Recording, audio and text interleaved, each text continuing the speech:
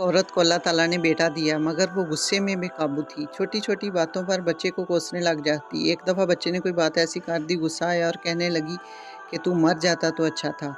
अब माँ ने जो अल्फ़ाज़ कह दिए, अल्लाह ताला ने इस दुआ को कबूल कर लिया मगर बच्चे को इसी वक़्त फ़ौरन मौत ना दी, बल्कि इस बच्चे को अल्लाह ताला ने नेक बनाया, लोगों में इसकी इज़्ज़त हुई। अब माँ ने जब इसकी शादी का प्रोग्राम बनाया तो शादी से चंद दिन पहले अल्लाह ताला ने इसको मौत अता कर दी। अब माँ रोने बैठ गई, मेरा तो जवान बेटा रुखसत हो गया। किसी बुज़ुर्ग को अल्लाह ताला ने ख्वाब में बताया, हमने इसकी दुआ को ही कबूल किया था जिसने बचपन में कहा था कि तू मर जाता तो अच्छा था।